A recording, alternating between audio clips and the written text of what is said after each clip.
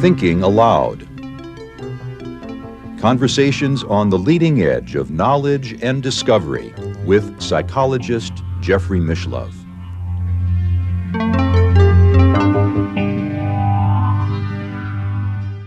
Hello and welcome. I'm Jeffrey Mishlove. Today, we'll be exploring the quantum brain. My guest is Dr. Amit Goswami, former professor of physics at the University of Oregon, currently director of the Center for Quantum Activism. He is the author of The Self-Aware Universe, How Consciousness Creates the Material World. God is not dead. What quantum physics tells us about our origins and how we should live.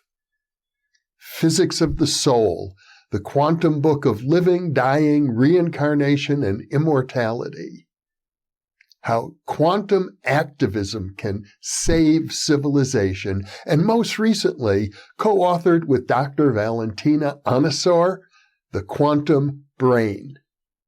Dr. Goswami is in India, and now I'll switch over to the internet video. Welcome, Amit. It is a real pleasure to be with you once again. I am very pleased as well. The last time that we were together in the studio, as I recall, was well over 20 years ago. It was after you had published your book, The Self-Aware Universe, which I see as the basis for your present book on the quantum brain. And at that point, you had written about your insight, a very crucial insight, if I understand it correctly, that the consciousness resides in the, if I'm correct, the quantum wave function of quantum physics. Consciousness collapses out of the various possibilities that quantum wave function offers to the human observer. But it is not observer's ego consciousness, it's the consciousness that is the basis of the observer ego consciousness, the ground of being itself. So that consciousness is usually unconscious in us, and that's where the choice happens. But if we can tune into that consciousness, then we also get to participate in the choice. That is called the process of creativity. In creativity, we become participatory with the universe. So I think it's fair to say that what you have done as a quantum physicist is to take the ancient philosophy of India, the Vedanta philosophy, which suggests that consciousness is the ground of being, and to unite that with physics. Yes, it is an integration of science and spirituality, no doubt. And of course, it was discovered in India 7,000 years ago, but rediscovered again and again all over the world, in China, in Greece, in Middle East, and Native American traditions all over the world, similar shamanic traditions. So it is certainly not to be identified as Eastern or Western like that. That has become a habit, intellectual habit in today's West, and that is a definite bugaboo against the new integration that is happening between science and spirituality. I think it's fair to say that the core idea that you're expressing is consistent with what the great religious scholar Houston Smith calls the primordial tradition that you can find in every religion and every culture throughout human history. Yes, absolutely. What Aldous Huxley called perennial philosophy, this is it. We have discovered the key of how perennial philosophy works. That was the only thing those guys did not know. They knew the philosophy, they knew the basic ontology of everything, but they did not know how the ontology becomes cosmology for us, how the world manifests. So today we're going to be talking about the brain and how this vision of consciousness as the very ground of being, how that really relates to the human brain and the role of the brain in mediating consciousness. Yes, this is the key where quantum physics comes into the picture. Newton was the basic scientist who discovered modern science in the mathematical sense. And Newton did a great job, but it is a science of objects. Let's fully understand it. It is a science of how an object moves and how to predict the motion of objects at all times. It does not at all talk about the subject of experience. It does not talk about the self that we experience, experiencer. And this has been a problem of science ever since. We knew the trick of how to do science of objects, but we did not know the secret of how to bring consciousness in the science, because consciousness is not an object. Objects are inside it, but consciousness is also the experiencer of objects. This has been the problem. And then quantum physics came about, and von Neumann discovered measurement theory, and measurement theory opened up this door. Initial idea that von Neumann had was individual consciousness, ego, and that can be objected to, and indeed was objected to, paradoxes were raised, and then I solved those problems, and that is precisely what we are talking about. But the observer effect that von Neumann discovered is the basis for it. What is that? Is that, look, quantum calculus gives us possibility, and that's it. Wave function gives us possibility. Possibility cannot be actualized with material interactions. This is von Neumann's mathematical theorem. If you stay within quantum physics, and we have no reason not to, quantum physics has been the most verified science of all times. So there's just no alternative to say that material interactions cannot do it. It got to get outside of material interactions. So von Neumann suggested, look, only way we can do it is there is always an observer in whatever we do, experiment or whatever. Without the observer, there is nothing. So the idea of observer effect, that without the observer, we do not collapse. That is the fundamental thing. And then it's a question of, okay, what does the observer have that is non-material? And von Neumann himself suggested, well, consciousness got to be non-material, because you cannot get the material way, the experiencer of the what is being observed. And but he thought it's the individual consciousness, the ego, that does it. And my big insight was that if we give up that idea that it is the ego does it, and introduce the idea instead that the brain is a very complex machinery in which there exists a trapping mechanism which traps consciousness into it to have an identity with the brain, who in the process of measurement, then the observer gets a self. It has the immediacy of experience in which the actual observation, actual choice is made.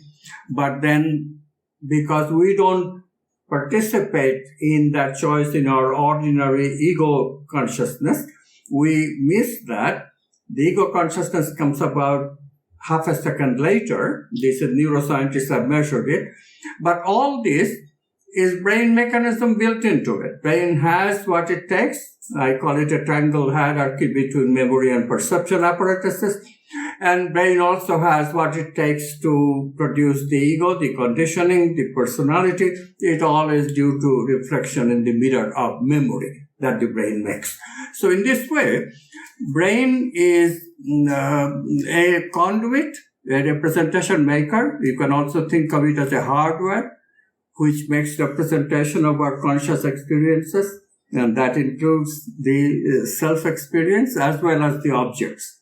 And not only material objects, sensing, but also thinking, mental objects, feeling, vital objects, even intuition, objects of consciousness called archetypes itself. So the brain is a great instrument. Unfortunately, evolution has given us a very unfortunately very poor brain in some ways, negative emotional circuits, pleasure circuits, addiction circuits, tendency of too much information processing, the ego development with conditioning and misuse of it, me-centeredness. So all these base level conditions is what we identify with if we stay within the brain that was given to us at birth and develop it with environmental conditioning only.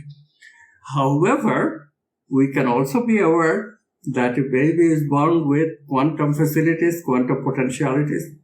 So as Abraham Maslow first said, if we learn to take care of our lower needs and higher needs, then we can actualize the infinite potentiality available to us. So quantum physics is finally making Maslow's vision come to truth, come to aliveness. You earlier described the brain as having a trapping mechanism. That I think what you're suggesting is that it traps some of this universal consciousness and creates a membrane about it so that we think of ourselves as separate from the larger consciousness that we partake of. That's it. The initial separateness is very flimsy. We can still get out of it. People who have the no self experience, the Buddhist philosophy talks about it, and Buddha himself, Jesus, all these great people, they had this experience. When you have that experience, then you are free of the illusion. But the separateness that the brain creates is, in some sense, illusory separateness. The mechanism is a mechanism to make it appear that consciousness is trapped. And then the conditioning takes care of the deeper separateness. Initially, it's just an appearance. I can get out or get in at will. That's the enlightened among us. But if you're not there, then you are stuck with all this conditioning and personality build-up. That happens later. Buddhists called it dependent coarizing. So this process of give and take between memory and perception, every time you perceive, we memorize, then memory influences our next perception. This process, dependent coarizing, changes the self from a free, infinite self to a very conditioned local self that we call the ego. So this is the brain-based level condition. And then if we wake up to the infinite possibilities of the quantum brain, then we can change. The infinite possibilities of the quantum brain, because the quantum wave function that you're describing is a probability function. Exactly. It is a probability function. It is we call it possibility function, a better depiction. Probability makes you sound like it is all Newtonian, but it is really possibility, and we choose. We choose. Consciousness chooses. It can be unconscious, but it can also be conscious, in which case we get a creative insight. And those insights are how we co-create the universe along with consciousness. Because as I understand it, Amit, the human brain, being a physical object, itself is really, according to all the science we have, not capable of free will, of independent choice. It's a deterministic object, whereas consciousness, one of the fundamental qualities of being a conscious being is to have purpose, intention, and free will. Yes, exactly. So in the ego state, we lose much of the freedom that we have to choose. Instead of infinite possibilities, possibilities become very limited to a spectrum of conditioned possibilities. I don't have a single answer to every problem. What happens is that the conditioning never goes that deep. It never becomes one-to-one, a single stimulus, single response. Instead, what we have, a single stimulus will produce a variety of responses. Like I come to a crossroad, I can go left, I can go right, I can go straight, I can even stop. So in this way, we retain some choice. So it does give up the clear indication that I'm not a machine. Machines don't have any choice. I have a spectrum of choices, but it's a very limited choice within the known. I can take any of my known that is where probability comes in. One of my known responses and respond that way. So the ego is still have some free will, and therefore we should never think that we are machine, but we have become machine-like because it is very close to a machine. the choice does not go beyond the spectrum in which we have been conditioned by the socio-cultural milieu, the environment. Now, I suppose it's fair to say in the decades since you first wrote the self-aware universe that neuroscience in general hasn't really yet begun to pick up on the idea. The neuroscientists still basically believe that consciousness is a product of the nervous system. Yes.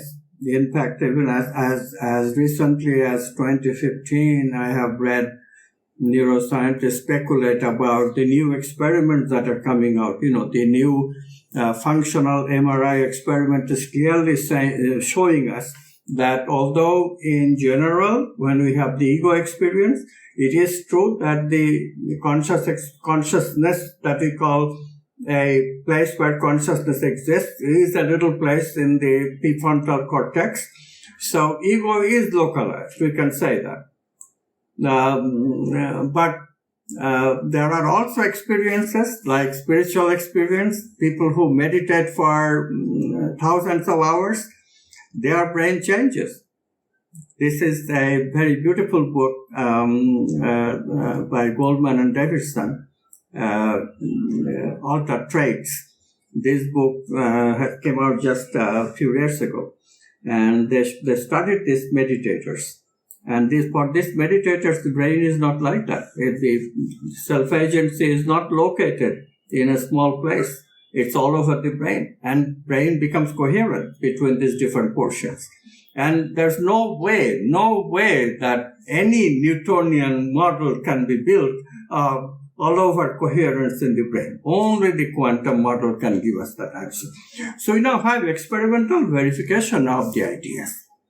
And of course, even when we last met, we talked about non-locality, and non-locality between observers have been verified by direct transfer potential measurements. One person sees a light flashes that changes the brain waves, but the second person who is not looking at light flashes, simply by virtue of meditating with the intention that they will communicate instantly, this other person picks up the brain waves.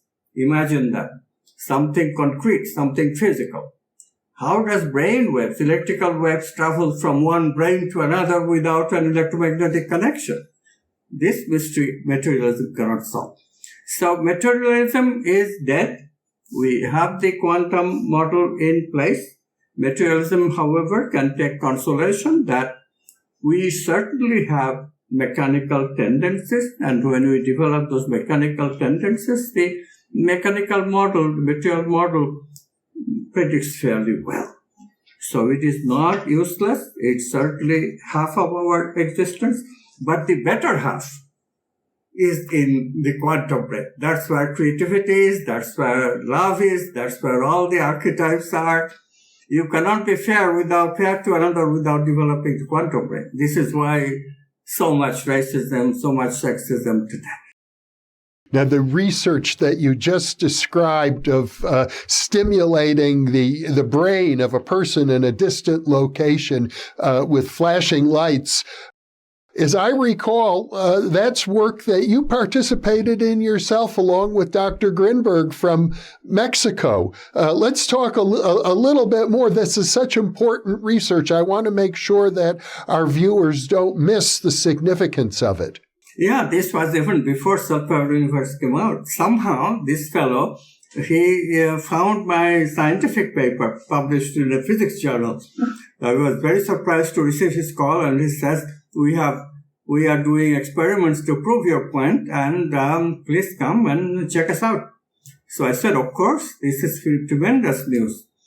So I went, and indeed, two people meditate together. This is the part that Grinberg did. His originality really lay in the fact Einstein, Podolsky, and Rosen in 1935 predicted that if two objects correlate, and they are talking about material objects, any two material objects, if they come close together, they interact and correlate. That is not a problem at all. But if you and I interact and even touch each other, nothing like that correlation would necessarily happen. So what is the mystery of making two people correlated? And Grinberg figured out that if two people meditate together with the intention of correlation produces instant communication. That's the idea. So they are meditating with the idea that we two people will meditate will intend that we communicate instantly whatever happens to us. Whatever experience happened to us during this period, we communicate instantly.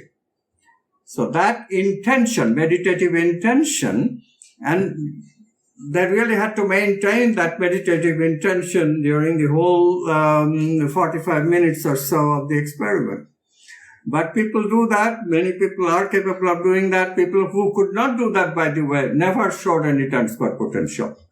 But people who were able to do that, very mysteriously, both brains are connected to individual EEG machines. And one who sees the light flashes, the EEG response, that's easy to understand. Brain waves, electrical activity captured by the EEG. The other person is just sitting, meditating. So how that person gets the transfer potential of similar strength and phase, this is completely just so amazing. When you really see the experiment performed before you, you were just amazed. And then we looked at the data very thoroughly and we analyzed it. And in the same visit, we wrote the paper. I still remember. Hakubo and he took me to his hideout. And we are talking about this, and I looked at him and said, Hakubo, do you realize what we have done? We have had the first experimental verification of the existence of God. And he was beaming with happiness. But that is true. The non-locality is what God is about, this oneness of consciousness. It's very interesting. I understand that not too long after that, he disappeared. He disappeared. That is, there is still a mystery. This is the mystery that people have tried to solve. I have even gotten calls from Mexican police, repeated calls. They tried their best to find answers. There are many rumors. And the most sad thing is that, I invited him to India. To a conference, and he came, gave the wonderful talk, and he and the Indian collaborators were going to do the experiment at real distance, 12,000 mile distance. And all that plan was thwarted. He apparently, from my understanding, he was planning to come to India on his way. And that's when he disappeared from the airport.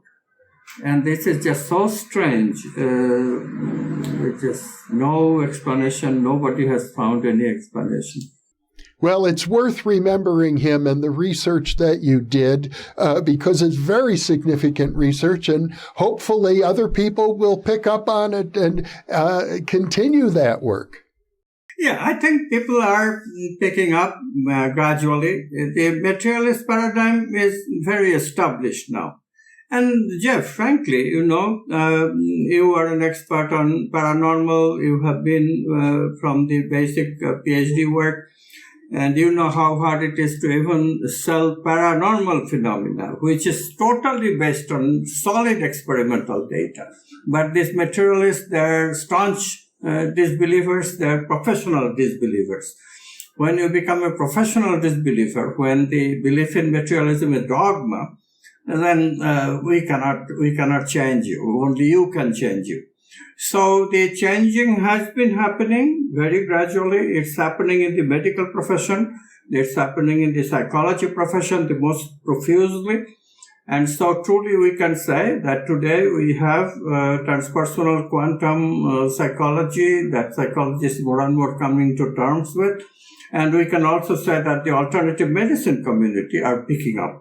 I see. Earlier, Amit, you referred to what I think neuroscientists call the binding problem. That is, different parts of our brain are receiving energy. We have billions of neurons. Each neuron has thousands of synapses.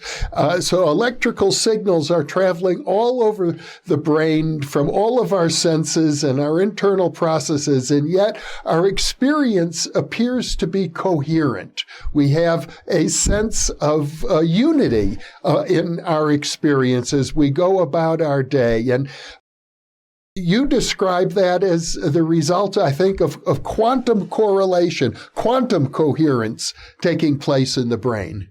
Yes, exactly. And now that quantum coherence has been demonstrated by those functional MRI imaging techniques. What they do is very beautiful. They not only image the various parts of the brain, but they measure the oxygenation, which tells you that which parts of the brain are active. And all of the normal people that they tested, indeed only a little part of the brain has the so-called self-agency, and the brain fluctuates between the task that brain is doing and the self, which is how we do things. So when we do things, we never do things continuously. We can't. The nature of the brain would not allow it.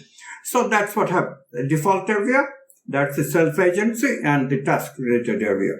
Just a couple of areas involved.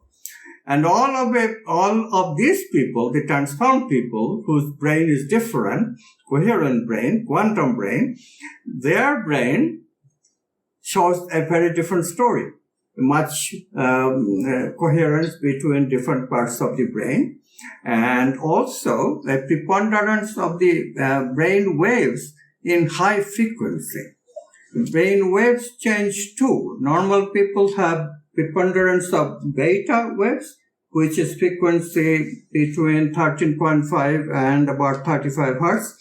But these people, they have brain frequency of like over 40 hertz.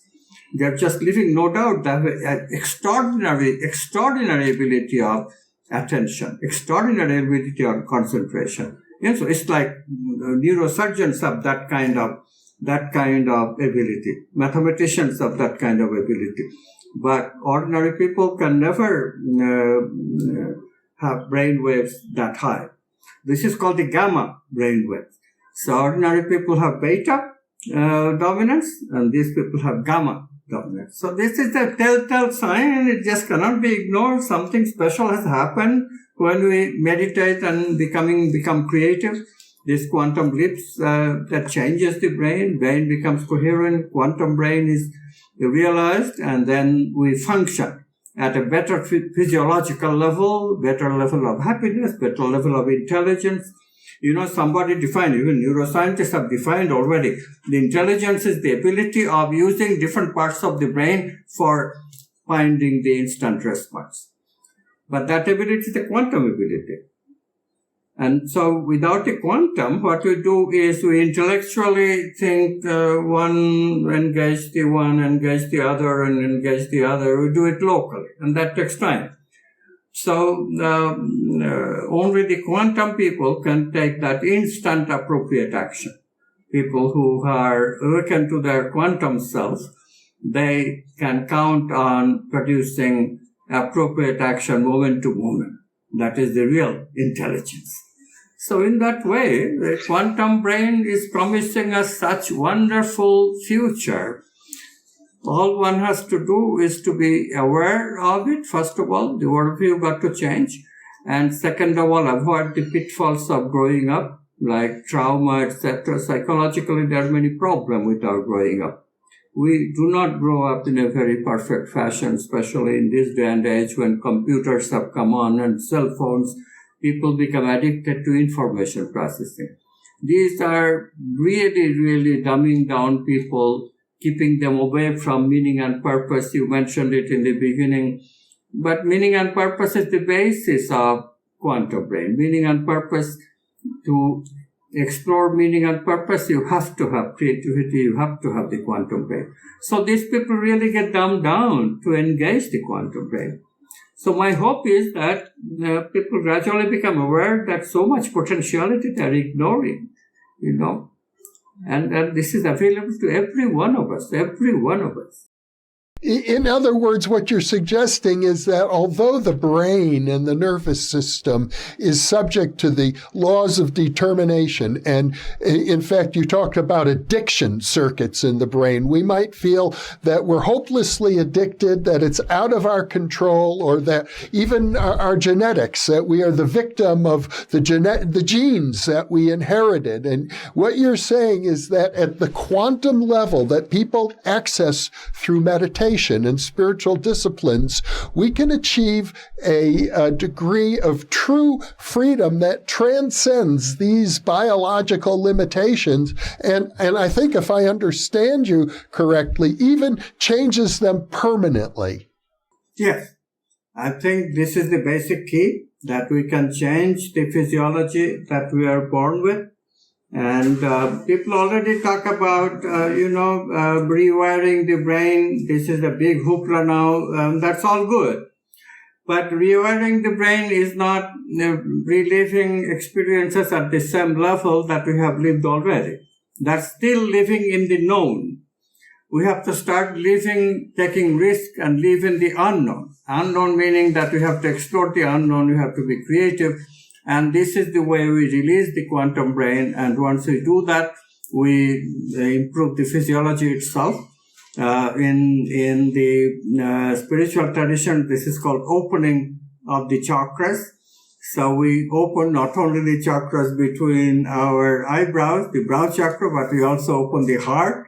This is where the heart comes in. Spiritual people are always talking about the heart, and also the navel chakra.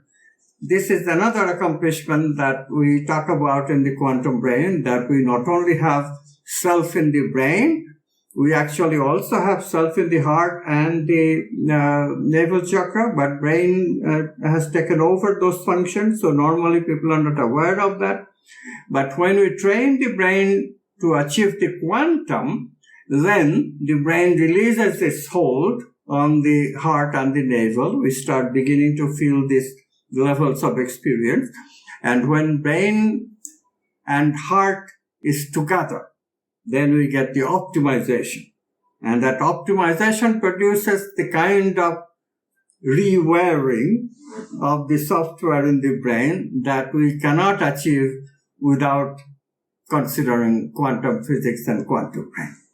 This is the future of us. The infinite capacity extends not only to infinite capacity to do intellectual work, but infinite capacity to discover love, infinite capacity to discover self-confidence, courage to engage, and infinite capacity of relating to people in new ways.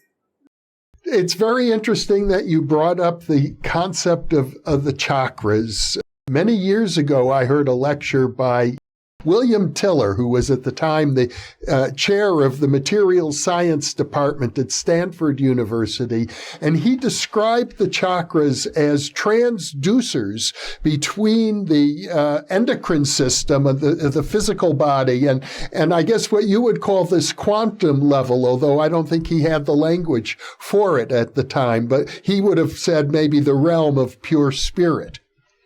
Yes, they would.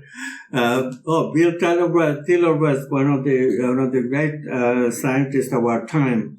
Yes, they are kind of when we awaken our quantum brain, we really do get some control over the endocrine system. So he was completely right. Eventually, of course, the newest understanding that we have developed, by the way, all this is developed in collaboration with a medical doctor, very avant-garde, named Valentina Ornisar. So what we have discovered is that there is a chakra in the midbrain. And that really how this midbrain chakra has a self. So midbrain is very poorly understood today. People think, materialists think that the negative emotional circuits, pleasure circuits, these things we are unconscious of because the brain makes them. In quantum way of looking at things, brain makes nothing. Brain is just potentiality. Consciousness makes the brain, and along with it, all the circuits that brain has. But how does consciousness make these circuits? Because the emotional brain, the midbrain, has existed before human beings came into the picture. Mammals already have it. And there is where the secret of mammalian consciousness. Mammalian consciousness is not a thinking consciousness. They don't have the cortex. What they have is the feeling consciousness, and that's in the midbrain. And midbrain then has a chakra where we have a self, but we have forgotten it. Neocortex has created such power over us that we are not aware of it. So, Bill Tiller's idea is completely correct, because when we take charge of the midbrain chakra, then look at what happens. Midbrain has the pituitary gland, which controls all the hormonal glands, and it also has hypothalamus, an organ which controls the pituitary gland.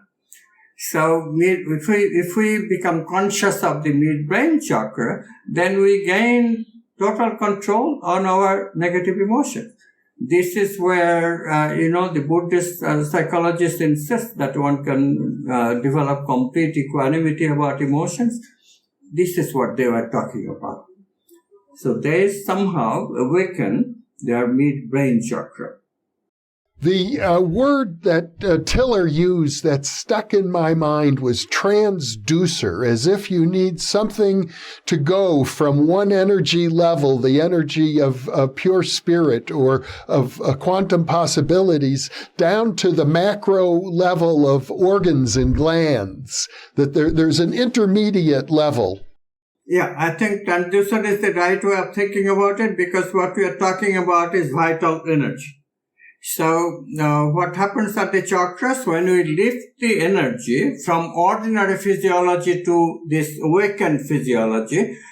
This happens because we connected to consciousness. So from the level of ordinary lived vital energy, we create new vital energy with the help of consciousness itself. So it is a transducer that can change the hormonal functions, and that can give us total equanimity in our action, because we will not overuse any of these hormones.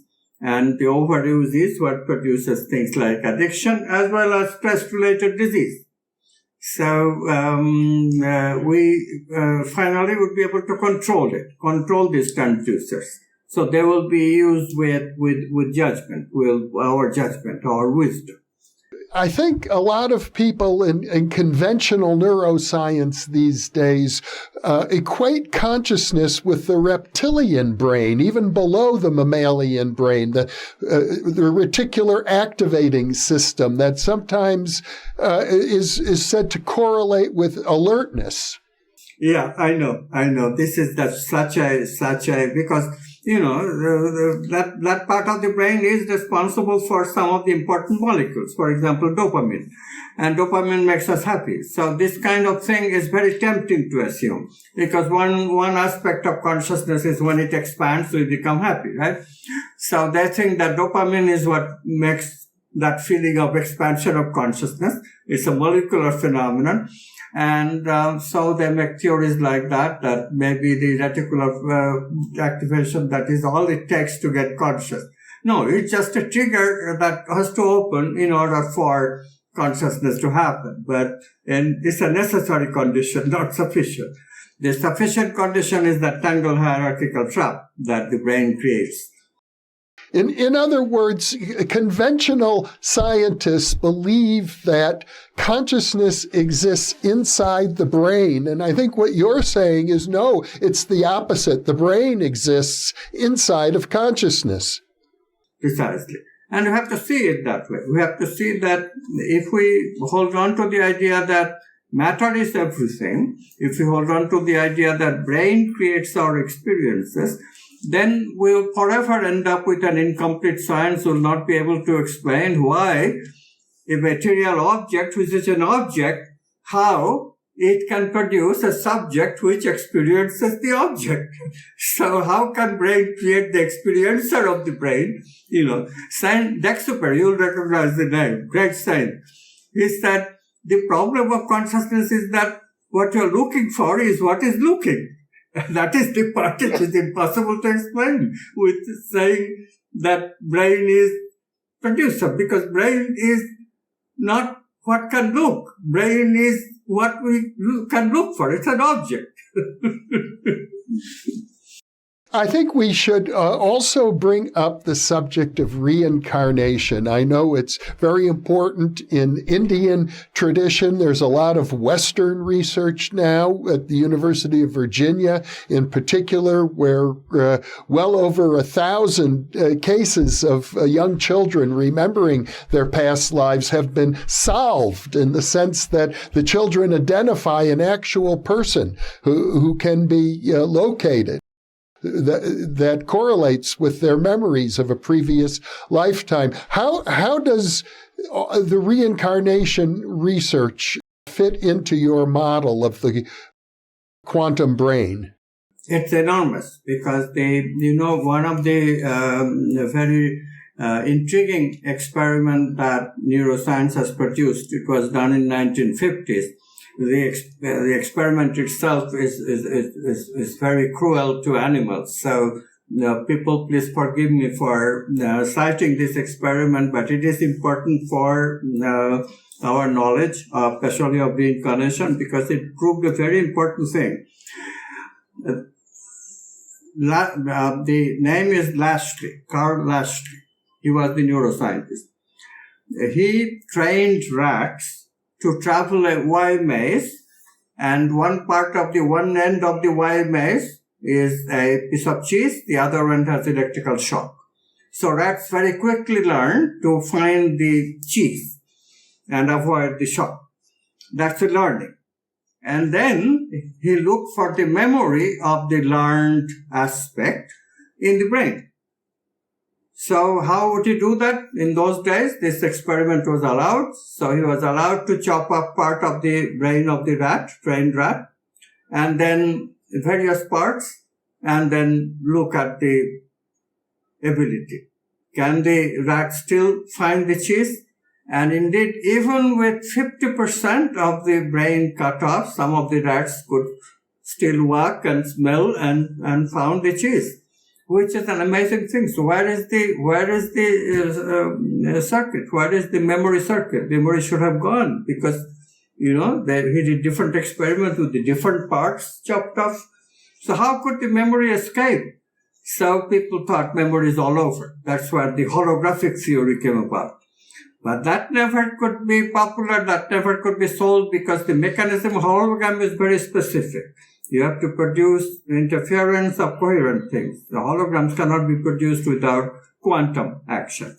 So at that time, quantum aspects were not known at all, and they could not give any support to holographic. And when I looked at the data, initially I was also puzzled, but then it occurred to me, so this is showing that the memory is not in the brain. It's outside of the brain. It's not in the brain. That's another answer, which nobody thought of. Without prejudice, it has to be in the brain. Brain is the only thing. So where else could it be? But for me, quantum physics has non-locality, outside of space and time. We also have the concept of unconscious. And memory, of course, is unconscious. When we choose, then only the memory becomes conscious. Then only when we recall. So in this way, if memory is located outside of space and time, then I can recall it, but another person also can recall it, because it's outside of space and time, it's not located in my brain. So another person in the future, if they live the kind of propensities that I have, then I can see that, well, that is my reincarnation. So mystery of reincarnation is solved by simply realizing that memory of learning, the traits that we learn, they are not local in the brain. The learning capacity is located outside of the brain, non-local memory. And you know what, Jeff? The surprising thing is that in the Vedanta, there is a mention of Akashic memory. This is so amazing, So they knew that something has to be outside of the brain, Akashic memory. Akasha means, Kasha is space, Akasha is outside of space, not space. So this is just simply an amazing story to tell, and of course, depends on data, and since then, many other researchers have. There's so much data now that is explained by the quantum theory of reincarnation. What can I tell you? I wrote a book, Physics of the Soul, on it. So it's a very rich subject. But the brain shows the effect of reincarnation in another way. If we bring reincarnational trait from our past incarnation, that too contribute to our growing up, to our personality, to our memories. And then look at what happens. For all people, the reincarnational memory is not realized all at the same time. They are triggered only when a suitable environment comes about, suitable challenge comes about, and they need it to be triggered. So in this way, somebody can have a propensity of learning language very quickly, and others can have that propensity a little later. Somebody can have the same thing with maths. Some early, some later. And this is what we actually find. Of course, the school system is all homogeneous. You have to learn writing, reading at the age of, kindergarten, and then math, starting all at the same time. This is a terrible wastage of our talent. No wonder some people fall backwards because their reincarnational capacity is not released yet. And some people may not even have much reincarnational traits to bring to this life. So in this way, we really have to revamp some of our social systems to live the quantum way, but it will be so much better for all of us. Well, now you've ascribed reincarnation to the fact that memory exists outside of the body. And you've also suggested, if I catch your drift correctly, that when physicists talk about non-locality, or parapsychologists also use that phrase, non-locality, it seems to be almost identical to the ancient Sanskrit term akasha, and the idea of the Akashic records, no space, outside of time and space completely. But what about this sense of self? Because reincarnation implies not just the continuation of memories, but those memories are experienced as belonging to the self, that it's the same person or the same spirit or soul that goes from lifetime to lifetime. How does that work? It is a fact that without that brain-spangled hierarchy, we cannot collapse a wave function. In other words, we cannot have experiences without being embodied. So this non-local memory, non-local software, it travels but without a self-experience. There is no experience while we are disembodied. The experience, however, can occur in two ways. When we die, then we are still connected in a way until we actually really brain completely dies. This is what produces that near-death phenomenon, where we are dying, but the brain is not completely dead yet. So in that or, the brain is being revived. We did die, but the brain is being revived again. So in quantum physics, there is a phenomenon called delayed choice. In this delayed choice, using this delayed choice, the memory of the after-death journey can be recaptured by a person who has survived the death and brought back to life by cardiologists, and they can share their story, and indeed their story is amazing. They see some of the things that Tibetan Book of the Dead describes. So amazingly, these near-death experiences give us another indirect verification of the whole reincarnation and survival of after-death phenomenon. And similarly, near-birth. Stan Grof has done experiments with people who are holotropic breathing, and what happens is very interesting. They start remembering their prenatal, perinatal, and even before birth experiences. That too is an example of delayed choice. The experience is collapsing after the baby is born, but the root of the experiences happen in the journey during the death. So after death, journey directly cannot be experienced in the proper time in that way, but in a delayed basis, some of them can be experienced. And this explains why we have such pictures at Tibetan Book of the Dead or any Book of the Dead, or pictures like hell, heaven. All those pictures develop because some people actually have had these experiences. They were stored in the baby's brain. Of course, baby could not quite experience them, but they got into the brain. And later on, when you do this reversing kind of thing, holotropic breathing kind of thing, those memories come back and you find, I did all this, but I didn't know, I didn't remember. Now, delayed choice, as I understand the way you're using the term, is related to the idea of retrocognition or backward causality. In other words, at the quantum level, time does not move in only one direction. Time can go backwards and forwards equally. Exactly. I mean, as parapsychologists, you very well know that parapsychologists have been drawing attention to the phenomenon of precognition for a very long time. So that is the first example, actually, of delayed choice. And even before the near-death experiences came about. And now we explain even very wonderful experiences, spiritual experiences called nirvikalpa samadhi, using the delayed choice mechanism.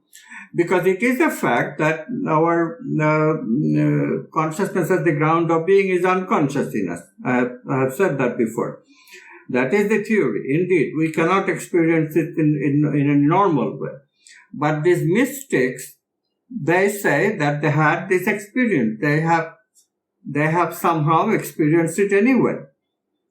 And this was always a mystery. Are they lying or what are they saying? How can that be? How can you experience the unconscious? There is no awareness, no separateness in the unconscious. And the mystics are even teaching that. They themselves are teaching that. So how can you experience anything in a state where you are completely united with reality? And the answer is, of course, that in a delayed choice we can. When we wake up, that aspect of it, because the brain is still there, it can still make memories, and so it is coming as a delayed choice memory to us. Remembering a delayed choice experience that happened retroactively, as you said.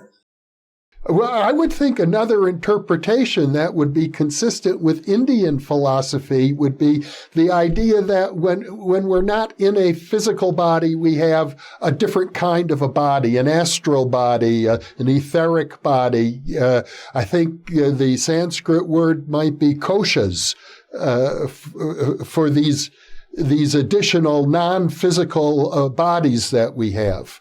Yeah, and we have a complete explanation. We prescribe a new kind of health science based on the fact that we have 5 bodies. Each of these koshas, indeed, not all of them we have actually bodies, in the sense that not all of them we can have direct experience that can be memorized. For example, the quantum self itself can never be memorized. There was no memory before and after. But the quantum self produces a memory. That memory can be lived. So we now completely understand that what has a body, and indeed in this way of reckoning, we have the physical body, we have a vital body, which gives us the physiological software, the functions of the physical organs. And then we do have a mental body, the software that goes with the brain. And then we can even talk about an archetypal supramental body, because these archetypes, love, beauty, justice, they cannot be directly memorized by the brain, but we can make indirect representation, very positive, noble experience, with the mind and the vital, with feelings. And those circuits that we build, that software, those software can be called a soul software.